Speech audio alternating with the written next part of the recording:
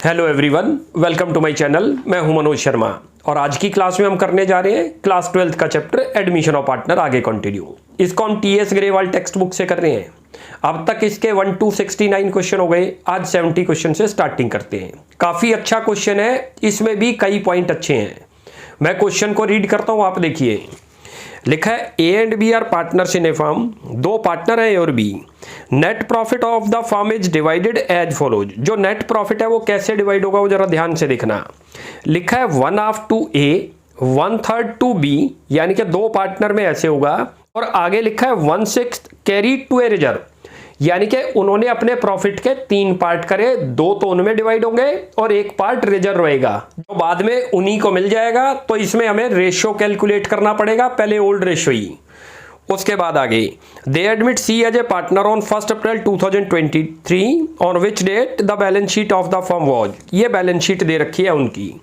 Liability side में check करें, जो एक्युमुलेटेड प्रॉफिट 5 आपको बता रखे हैं उनमें से बस एक ही दे रखा है रिजर्व। वो डिस्ट्रीब्यूट हो जाएगा पार्टनर कैपिटल अकाउंट के अंदर ओल्ड में। उसके बाद असेट साइड में कोई भी आइटम नहीं है जो राइट ऑफ होने वाली है, जैसे कि गुडविल दे सकता था, P&L दे सकता था, एडवर्टीजमेंट सस्पेंस, 3 ही आइटम बनती हैं जनरली। अब जरा एडजस्टमेंट देखते हैं। लिखा है following are the required adjustment on admission of C. ये नीचे एडजस्टमेंट आ रही हैं। फर्स्ट आ रहा है सी ब्रिंग्स ₹25,000 टूवर्ड्स हिज कैपिटल। जो न्यू पार्टनर आ रहा है वो 25,000 तो कैपिटल के ला रहे हैं। C also brings in ₹5,000 for 1/5 share of goodwill. एक नया पॉइंट सी आ रहा है, बहुत ध्यान से देखना। Stock is under valued by 10%। अब आपको परसेंट की फॉर्म में आ गया। अभी तक तो यह अमाउंट की फॉर्म में दिखता था क्वेश्चन में कि इतने अमाउंट से अंडर वैल्यूड हो गया या ओवर वैल्यूड। अब बता रहा है जो आपकी बैलेंस शीट में स्टॉक दिखा रखा है वो अपनी रियल वैल्यू से 10% लेस दिखा रखा है, यानी कि अंडर वैल्यूड दिखा रखा है। जब रिवैल्यूएशन करेंगे तब डिस्कस करते हैं इसको आगे। Creditor include a liability of ₹4,000। Creditor में कोई लायबिलिटी इंक्लूड है 4,000 रुपी की, which has been decided by the court at ₹3200। हमने तो मानी थी वो लायबिलिटी 4,000 की, लेकिन कोर्ट का जो डिसीजन आया उसके अकॉर्डिंग 3200 पे करना होगा। 800 के क्रेडिटर डिक्रीज हो रहे हैं, जो कि हमें प्रॉफिट है, रिवैल्यूएशन की क्रेडिट साइड आएगा। In regard to the debtors के बारे में पॉइंट आ रहा है। The following debts proved bad और डाउटफुल। नीचे पॉइंट बता रखा है कि कुछ बैड डेट हो गए और कुछ डाउटफुल है। 2,000 due from X bad to the full extent, यानी कि 2,000 के कोई अमाउंट आपने मिस्टर एक्स से लेने थे जो कि फुल बैड डेट हो गई, तो ये लॉस है रिवैल्यूएशन की debit side. Next 4,000 due from Y. Y की तरफ 4,000 ड्यू है। Insolvent estate expected to pay only 50%। 50% का मतलब 4,000 रुपी वाई से लेना था, लेकिन उससे 50% ही मिलेगा। 50% बैड डेट हो गया। You are required to prepare revaluation account, partners capital account and balance sheet of the new firm. चलो जी, अब स्टार्टिंग करते हैं। देखो वर्किंग से, यहां पर पार्टनर लिख लो पहले। पार्टनर तो दे रखे हैं आपको 2, लेकिन शेयर दे रखा है इस वाली फॉर्म में। देखो ये रहा, 1/2 तो दे रखा है आपको ए का, 1/3 दे रखा है बी का, और 1/6 दे रखा है आपको रिजर्व के लिए।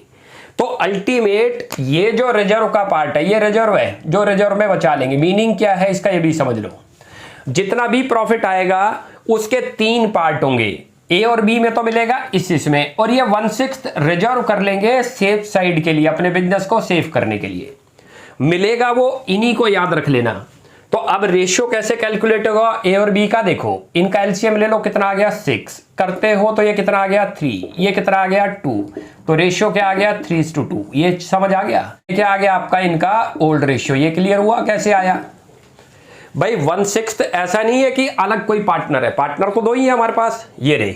तो हमने क्या करा था अपने बिजनेस को स्ट्रॉन्ग करने के लिए कि कुछ पार्ट सारा प्रॉफिट डिस्ट्रीब्यूट नहीं करेंगे, कुछ पार्ट बचा लेंगे, लेकिन मिलेगा बाद में वो इन्हीं को।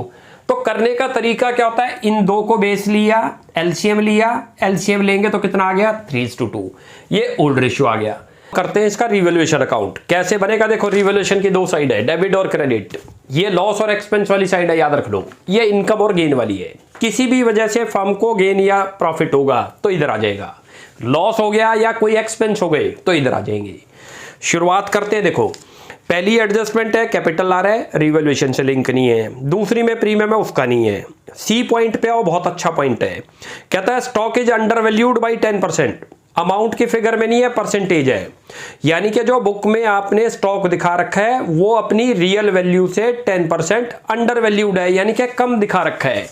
कैसे करेंगे, नीचे वर्किंग पे आ जाओ। Let real value of stock लिख लो आप, उसको एक्स मान के चलो, तब आराम से समझ आ जाएगा। कितना मान लिया हमने, उसकी वैल्यू को एक्स मान लिया, याद रख लो। इसको जो है ना इक्वेशन की फॉर्म देते हैं। हमने पूरे स्टॉक को एक्स मान लिया, एक्स मान के चलते हैं। रियल वैल्यू बुक में आपको दिखा रखी है, नोट करो 18, जो कि अपनी वैल्यू से 10% लेस है। इसका मतलब ये x ज्यादा रहा होगा। यदि मैं इसमें से 10% ऑफ x कर दूं तो उसकी रियल वैल्यू पता चल जाएगी कितनी है। इक्वेशन को सॉल्व कर लो, करते हो तो x minus 10/100x equal to कितना आ गया 18,000। इसको करते हो तो ये कितना आ जाएगा, एलसीएम ले लो 100, करते हो तो 100x और माइनस 10x इक्वल टू कितना आ गया 18,000। 90x divided by 100 equal to 18।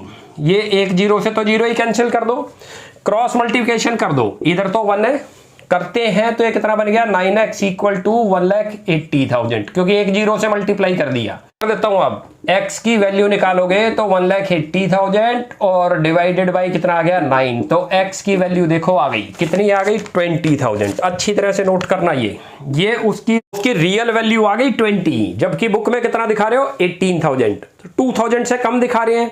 2,000 से असेट्स इंक्रीज है, नोट करो, क्रेडिट साइड आएगी, मैंने बता रखा है। डिक्रीज होगी तो इधर आएगी, यहां लिख दो बाई स्टॉक कितने से अप्रिशिएट हो गया 2,000, क्योंकि आपने वो कम दिखा रखा था। अब अगला चलते हैं डी पॉइंट। कहता है creditor include a liability of 4,000। Creditor में कोई लायबिलिटी इंक्लूड है 4,000 की, which has been decided by the court at 30। वो 32 में डिसाइड हो गई कोर्ट के थ्रू, तो 800 का प्रॉफिट है। लायबिलिटी डिक्रीज है, नोट करो, इंक्रीज होगी तो डेबिट क्योंकि लॉस होगा, डिक्रीज है तो क्रेडिटर।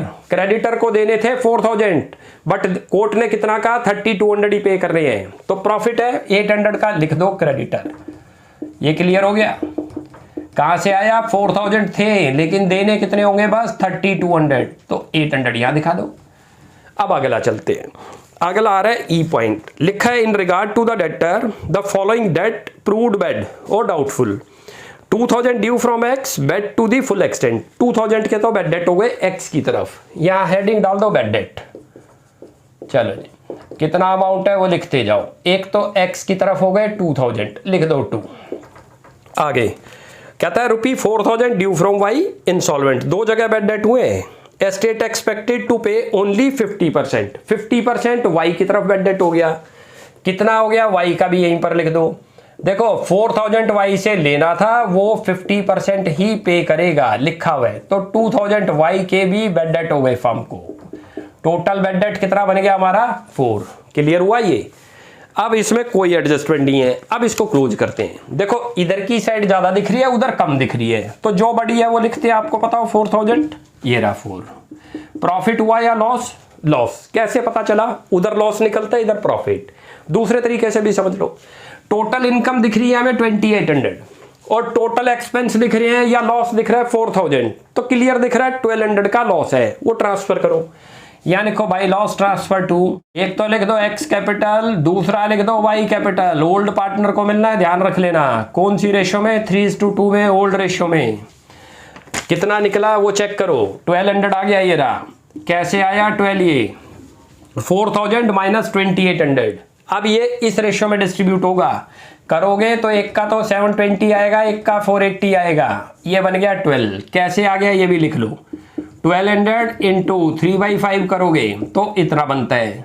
1,200 इंटू 2/5 करोगे तो 480 बनता है। ये क्लियर हुआ। ये तो बन गया इसका रिवैल्यूएशन। भाई अब करते हैं इसके पार्टनर्स कैपिटल अकाउंट। कैसे बनेंगे? देखो लायबिलिटी साइड में जो बैलेंस दिए होंगे उनको क्या बोलते हैं हम? Credit balance. तो जब भी कोई अकाउंट बनाओगे आपको देखना है बैलेंस शीट में वो असेट्स में या liability. We are making partners capital account and it is showing in the liability side, और लायबिलिटी में है तो कौन से बैलेंस है? क्रेडिट। तो हमेशा बैलेंस बीडी किधर लिखा जाएगा? इधर। ये असेट्स में दे दे किसी पार्टनर का तो डेबिट में आ जाएगा, ध्यान रखना। वरना मैंने आपको क्रॉस करके भी तरीका बता रखा है कि क्रॉस करके लिखते हैं बैलेंस बीडी। जब भी कोई अकाउंट खोलोगे और उसका बैलेंस दे रखा है बैलेंस शीट में, तो पहले ब्रॉड डाउन बैलेंस से शुरुआत होगी। यहाँ लिखो सबसे पहले बाई बैलेंस बीडी, जितना अमाउंट दे रखा है पुट कर दो। कितना दे रखा है नोट करो, ये दे रखा है 50,000 और 40,000, लिखो 50 और 40। सी का तो ब्रॉड डाउन होगा ही नहीं, वो तो न्यू पार्टनर है। अब बैलेंस शीट से लायबिलिटी साइड में चेक करो एक्यूमुलेटेड प्रॉफिट जो 5 बता रखे कौन कौन से हैं, उनमें से बस रिजर्व है डिस्ट्रीब्यूट करो। क्रेडिट साइड, क्रेडिट बैलेंस है तो क्रेडिट साइड लिखा जाएगा। चलो जी, कितना दे रखा है 10,000, कितना आएगा, एक का 6,000, दूसरे का 4,000। कैसे आया ये भी समझ लो, इनकी ओल्ड रेशियो के अंदर कितना 3:2, ये लो क्लियर है, उसमें डिस्ट्रीब्यूट कर दिया रिजर्व। असेट्स में कोई नहीं है। अब आगे चलते हैं। अब यहां पर आप लिखा करो जो न्यू पार्टनर कैपिटल लेके आया, कितनी कैपिटल लेके आया है वो 25,000, याद करो ये रही, क्लियर है।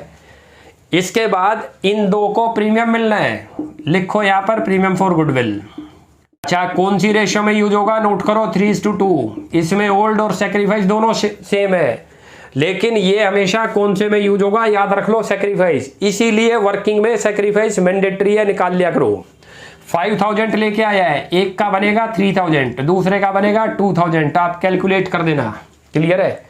अब चलते हैं रिवैल्यूएशन का प्रॉफिट या लॉस। देखो प्रॉफिट होगा तो इनकी कैपिटल इंक्रीज होगी तो इधर लिखते, यदि वो लॉस हो गया तो कैपिटल डिक्रीज है तो इधर लिखेंगे, लिख दो टू रिवैल्यूएशन।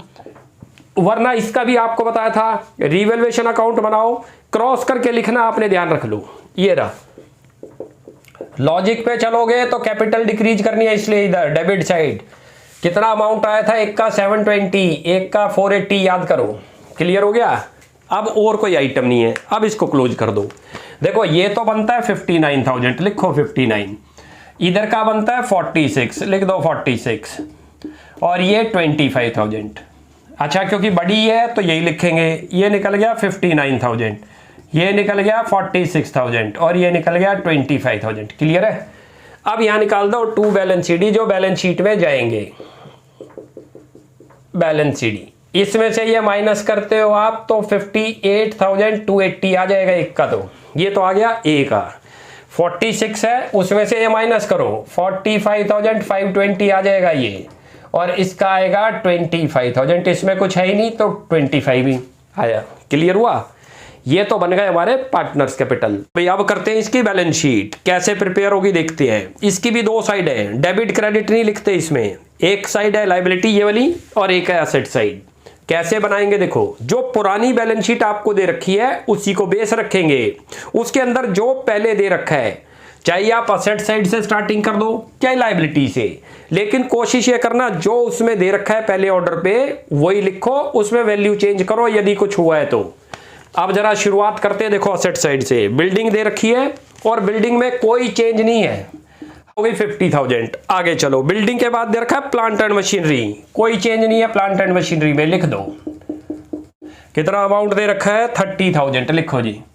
उसके बाद अगला आ गया अच्छा पॉइंट, स्टॉक का जो आया था समझ, अभी बुक में दिखा रखा था 18, जबकि वो अपनी वैल्यू से 2,000 जो है अंडर वैल्यूड था। गलती क्या करते हैं, 10% इस पर कैलकुलेट करेंगे, इस पर नहीं, ये अपनी वैल्यू से 10% लेस है, तो तभी हमने वर्किंग में निकाला था रिवैल्यूएशन में।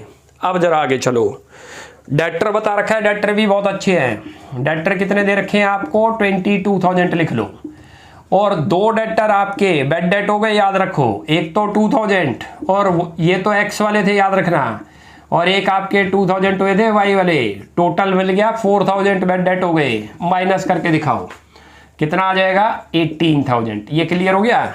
अब आगे बैंक बैलेंस लिखो, मैं इसीलिए कह रहा हूं ऑर्डर हम यदि लेके चलते हैं तो हमसे मिस्टेक होने के चांसेस कम हो जाएंगे। अच्छा ये जरूरी नहीं है जो मैं कह रहा हूं कि आप ऐसा ही लिखो, आप आगे पीछे भी लिख सकते हो, लेकिन खुद आप करोगे आपको पता चल जाएगा। जो पुरानी बैलेंस शीट में पहले दे रखे हैं उनको लिखते जाओ, स्किप नहीं होगा हमसे पॉइंट फिर कोई। बैंक कितना दे रखा है आपको 5,000, नोट करना, ये तो ओल्ड बैलेंस शीट में है। बैंक हमारा इंक्रीज हुआ क्योंकि नया पार्टनर कैपिटल लेके आया 25, और नया पार्टनर प्रीमियम भी लाया कैश में, तो कितना बैलेंस बन गया 35,000। यहां तक क्लियर हुआ, कोई डाउट नहीं यहां तक। ये तो बन गई असेट साइड। अब आओ लायबिलिटी पे।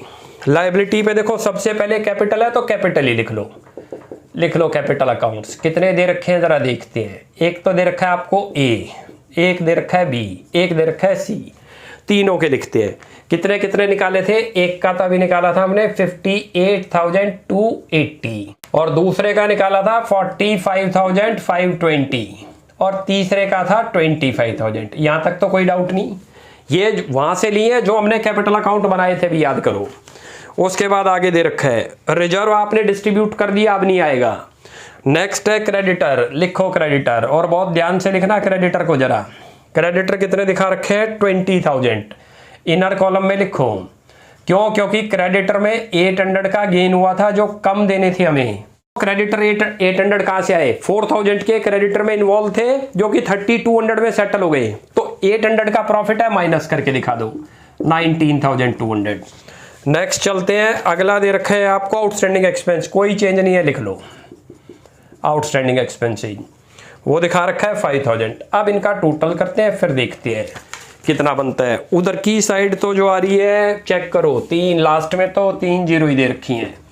इधर टोटल करते हैं तो ये 8 और 5 13, 3 1 कैरी हो गया, ये 5 हो गया, 5 5 10, 1,53,000 इधर का आ रहा है।